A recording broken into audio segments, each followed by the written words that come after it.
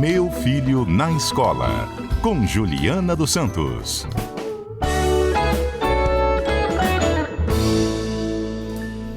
E aí, Juliana, boa tarde, bem-vinda por aqui. Boa tarde, Johnny, Adalberto e equipe. Boa tarde, Juliana. Eu vou perguntar, Juliana, se você, da área da educação, já tá naquele aquecimento ali pro finalzinho de ano, tá começando a desacelerar, daqui a pouco vai chegar o recesso, como é que tá a rotina de uma professora ali, de uma pessoa que tá ali no dia a dia da escola nessa reta final do ano? Já tá na contagem regressiva? Não, contagem regressiva, todo mundo na educação está, né? A gente vira meme nas redes sociais, enfim. Mas é um período de muitíssimo trabalho, porque de fato vem as crianças de prova segunda chamada, recuperação final, os ajustes que alguma criança precisa fazer, ficou doente durante o ano, não ficou. São muitas demandas de final de ano até chegar lá para o dia 17, 18 de dezembro. Juliana, para alguns alunos esse período agora tem até mais pressão, né? Já ficou o ano inteiro estudando muito, se esforçando ali, principalmente aqueles da terceira série, que tem vestibular agora, Enem, essa coisa toda. Como é que os pais, os responsáveis podem agir agora com essa galera? Porque vai passando essas provas, a tensão baixa um pouco por causa da prova, mas vem aquela questão do futuro, né? O que eu vou fazer? E se eu não conseguir entrar na faculdade no ano que vem? Vou fazer ou não vou fazer? Como que lida? Na verdade, o que vai acontecendo? Pós-Enem, não, vamos dar um passinho atrás. Quem tenta a faculdade particular, os vestibulares das particulares, a maioria já aconteceu. Então, quando chega o Enem, já chega meio que finalizando essa parte mais pesada. A gente fez FUVEST ainda, tem um ou outro vestibular desses espalhados aí pelo Brasil afora, específicos de algumas faculdades. Então, os alunos que vão tentar ainda essas faculdades estão nesse processo. Mas a maioria já venceu isso. Em algumas escolas, por exemplo, em algumas redes, rede pública e outras redes particulares, os alunos pós-Enem ainda estão lá fazendo algumas provas que não são os simulados que preparam o menino. Não, tem prova regular mesmo. A prova de matemática, a prova de história, porque são terceira série do médio. Outras escolas particulares consideram que pós-Enem, como usam os simulados como nota para esses alunos durante o ano, outro tipo de avaliação, o que eles fazem? Neste período, eles já estão de férias, porque já estão ou matriculados em alguma particular, ou já fizeram o Enem e não vão tentar FUVEST, Unicamp, as outras, e já estão meio que fora da escola, se inclinando aí para um final de ano antecipado. Ô Juliana, agora sim, tem um aluno do segundo ano, do primeiro ano, o que está ainda no ensino fundamental. Vale a pena ainda pegar no pé desse aluno nessa época do ano? Porque a sensação que dá é que, tipo, as atividades mais importantes acabaram, mas na prática, as aulas, né, do ponto de vista pedagógico, elas continuam acontecendo com conteúdo que é importante para o aluno? Isso está dentro do cronograma? A gente diz o seguinte: a aprendizagem ela nunca acaba, porque você, dentro de escola, fora o conteúdo conceitual, digamos assim, você tem a parte de conteúdo, de procedimento, de atitude, coisas que são circulares. Você vai sempre fazendo aquilo para aprimorar o desenvolvimento do seu aluno. Ora, mas a gente tem quase que uma tradição que é assim: acabou o conteúdo curricular. O que é previsto para o sétimo ano, tal coisa, tal coisa, tal coisa. Acabamos isso. Acabou o ano. Não, não deveria acabar. Mas acaba que na prática isso acontece, né? Aquilo que estava previsto foi cumprido, então os alunos também param de ir, porque já fizeram as provas e tudo. Começa nesse processo também de de já não ir para a escola, até que os calendários sejam cumpridos de fato. Por exemplo, calendário até 5 de dezembro, 10 de dezembro, 12 de dezembro, algumas escolas ainda estão indo até o dia 12, vai ser cumprido até que isso finalize. Juliana, tem uma pergunta aqui do Hélio Ferraz. Juliana, me dá um conselho. Uhum. Meu enteado está no 5º ano, todas as notas acima de 8,5. Ele está chateado, que está em segundo lugar na OBMEP. E ele está dizendo, Nossa. está te perguntando o seguinte, o que eu faço com esse menino pro ano que vem? Vale a pena trocar ele de escola para uma escola mais puxada? Ele está em segundo lugar, se sentindo culpado, e o Hélio está perguntando se deve mudar de escola para ele ficar melhor ainda. É, ele é quinto aninho, tá? Quinto aninho, segundo lugar do BMEP é uma coisa maravilhosa. Então é um sucesso, precisa ser comemorado, precisa ser dito o quanto ele avançou, porque é um excelente resultado.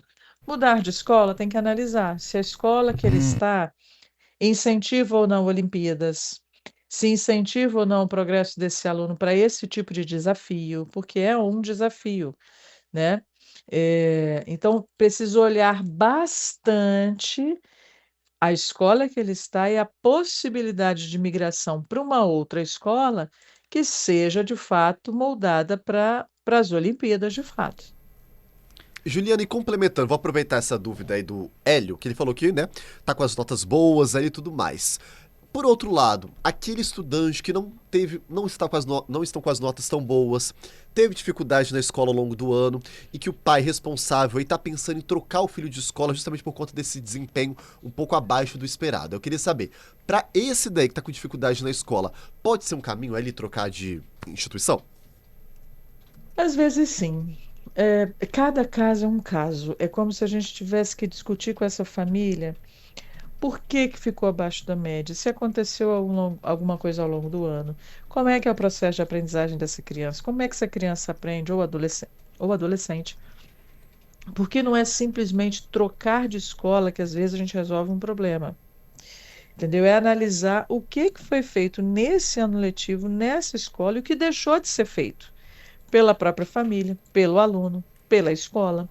Aí sim a gente avalia uma troca. Lembrando que toda troca de escola para o aluno, às vezes é muito positiva, às vezes é extremamente traumática, porque ele tem vínculo com os amigos, ele tem vínculo com a própria instituição. Então, olhar muito os motivos desta troca para não fazer com que a criança, ao invés de ser uma coisa positiva, acabe sendo uma coisa que não é construtiva para essa criança. Tem que fazer uma análise assim muito criteriosa dessa família para tomar essa atitude. Kaique Verli? Juliana, boa tarde para você. O Felipe, Boa nosso tarde. ouvinte, mandou uma pergunta pra gente, citando um meme que ele viu circulando na internet, que fala sobre educação e perguntando o que você acha. Eu vou colocar aqui para todo mundo ouvir o áudio do Felipe fazendo essa pergunta. Juliana Santos, boa tarde, tudo bom? Eu acredito que você já tenha visto aquele meme que uma mãe liga para a escola falando que tem um teatro na escola e que a filha dela foi deslocada para ser xícara e ela falou que a filha dela sempre é a princesa, sempre é o papel principal. Gostaria que você comentasse sobre esse meme aí que é muitas vezes real no cotidiano das escolas aí, na nossa vida aí de mães que faz esse tipo de solicitação para as escolas. Pode me dizer o que você pensa a respeito disso? E aí, Juliana? Já vi. É uma humorista que ela reproduz a fala de cotidiana na escola, de diversas famílias que trazem a situação. Vamos falar da xícara. É um teatrinho, para quem não viu, tá, gente? É um teatrinho, a professora faz um sorteio e a filha dessa personagem aí vai fazer o papel da xícara. Ora. Aí a mãe chega lá dizendo que não, que ela vai ser princesa, que ela não pode ser xícara e que vai ter que refazer, vai ter que dar o papel para ela. Bem, isso acontece sempre, todo dia, todo evento, todas as vezes que tem uma situação de uma criança para ser muito protagonista em alguma atividade escolar, isso vai acontecer. O que a gente precisa primeiro, né? As famílias precisam entender que a oportunidade é para todos. O sorteio é feito para isso, para que todos tenham oportunidade, para que todos experimentem todos os papéis, para que as crianças lidem com frustração. A gente não vai na vida o tempo inteiro conseguir tudo que a gente quer. Então é na escola que ela aprende a se frustrar e aprende a dizer: puxa vida, dessa vez eu não consegui. Pode ser que num outro momento ela seja princesa, como já foi quando essa família hipotética aí, né, bateu lá na escola e a escola cedeu. Então, isso vai acontecer. Agora, o papel da escola é muitíssimo importante na parceria com essa família para que a criança seja beneficiada nisso. Frustração. Eu estou me frustrando agora naquilo que eu gostaria que meu filho fosse, ou que meu filho está frustrado, mas isso também faz parte. É um crescimento. Frustração é amadurecimento, dependendo de como a gente trabalha isso com a criança. Pois é, Juliana. E a criança também tem algumas habilidades mais aguçadas em algumas áreas do que outras, né? Tem criança que tem mais predisposição para arte, outros não. E também tem que ser considerado, né? O talento, por É, exemplo, numa peça de teatro, ainda que ali a intenção seja mais ampla, né? Leva em consideração a questão do aprendizado, a questão pedagógica, mas tem também, apesar de ser um meme, né? A gente sabe que tem crianças que é. têm uma habilidade, né? Tem um talento para aquilo. Por exemplo, em teatro, eu trabalhei muitos anos com teatro, porque a minha formação é português, né? Eu fiz letras português. Quando as crianças são maiores, o que que a gente busca fazer? Quem é que vai ser o iluminador? Quem é que vai botar o som? Quem é que vai ajudar com o figurino? Quem é que vai ajudar com as questões de seleção, corte, edição das músicas? Quem é que vai escrever o texto que a gente vai encenar? A gente vai dividindo melhor os papéis. Quando são crianças menores, e aí fica um pouco na mão da professora mesmo, a melhor saída é essa do sorteio. Ah, eu tenho um aluninho que não vai participar, porque lá no dia desse teatro tem uma viagem marcada, tem alguma coisa que a família já tem uma previsão de que vai acontecer. Então, o que que a gente busca fazer? Tudo bem, você vai participar da organização. Está na hora de quem falar, está na hora de quem entrar, está na hora de quem sentar.